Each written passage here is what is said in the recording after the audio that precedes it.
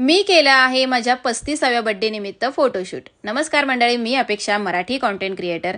मी गेले होते माझ्या नंदेकडे आणि त्याच्यानंतर माझ्या नंदेची मुलगी सोना आणि आम्ही दोघी जणी मिळून गेलो होतो फोटोशूटसाठी। तर सोना खूप जास्त दमली होती, ती आली होती कॉलेजवरून, कारण ती रोज बाईकने ट्रॅव्हल करते चरोलीला आणि ती जस्ट कॉलेजवरून आली होती आणि मी लगेच त्यांच्या घरी धडक दिली आणि त्याच्यानंतर आम्ही दोघी जणी गेलो फोटोशूटसाठी।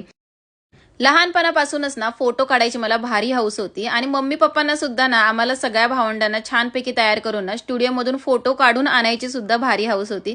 तर लहानपणीचे सुद्धा खूप सुंदर आणि क्यूट फोटो माझ्याकडे आहेत। तर जेव्हा केव्हा मुंबईला जाईल ना त्यावेळेस ते फोटो तुमच्यासोबत नक्की शेअर करेन। माझ्या लग्नाच्या वेळेस ना प्री वेडिंग शूट वगैरे असा काही प्रकार नव्हता, तर मी म्हटलं चला छानपैकी आपला बर्थडे सुद्धा आहे, फोटोशूट करून घेऊया। आणि सोनाने ना खूप जास्त हेल्प केली, खूप छान पोजेस वगैरे तिने सांगितले आणि त्याच्यानंतर ना फोटो सिलेक्शन सुद्धा तिनेच केलं। माझं तर असंच म्हणणं होतं की फोटो स्टुडिओमध्येच जाऊन काढूया, पण सोनाचं असं म्हणणं होतं की नाही मामी, आपण ग्रीनरीमध्येच काढायचे। सो तिने ज्या प्रकारे सांगितलं ना तसंच आम्ही सगळं केलं आणि खूप छान फोटो झाले आहेत।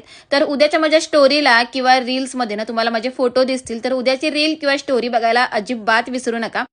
फोटोशूट करता जवळजवळ 2 ते 3 तास होऊन गेले होते आणि इतका वेळ कसा झाला हे आम्हाला सुद्धा कळालं नाही। आणि कोजागिरी पौर्णिमा सुद्धा होती आणि घरी ना माझी मुलं माझी वाट बघत होती, हे मला 2-3 तासांनी लक्षात आलं। त्यानंतर ना घरी जायला जवळजवळ मला 8 वाजले होते। 7:15 ते 7:30च्या दरम्यान आम्ही तिथून निघालो। कोजागिरी पौर्णिमा असल्यामुळे ना चंद्र सुद्धा एकदम छान दिसत होता। पौर्णिमेच्या रात्री चंद्राचा जो प्रकाश असतो ना तो काहीतरी वेगळाच असतो आणि एकदम छान पॉझिटिव्ह एनर्जी वाटत होती।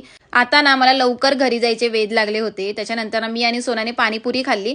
घरी जाता जाता लक्षात आलं की ज्यावेळेस मी फोटोशूटला चालले होते ना त्यावेळेस मी दळण ठेवलं होतं, दळण घेतलं आणि त्याच्यानंतर घरी गेले आणि खूप जास्त दमले होते। घरातली सगळी कामं आवरून घेतली। नवरात्रीमध्ये ना माझे दुर्गा सप्तशतीचे ना 8च पाठ झाले होते, तर 9वा पाठ ना कोजागिरीच्या दिवशी करायचा असं मी ठरवलं होतं आणि कितीही उशीर झाला तरी तो पूर्ण करणारच हा मी निश्चय केला होता। तर मला रात्रीनं 12:30 वाजले होते पाठ पूर्ण करेपर्यंत। तर असा होता माझा आजचा दिवस। तर उद्याची स्टोरी रील्स बघायला अजिबात विसरू नका आणि चॅनलला फॉलो आणि सबस्क्राईब नक्की करा।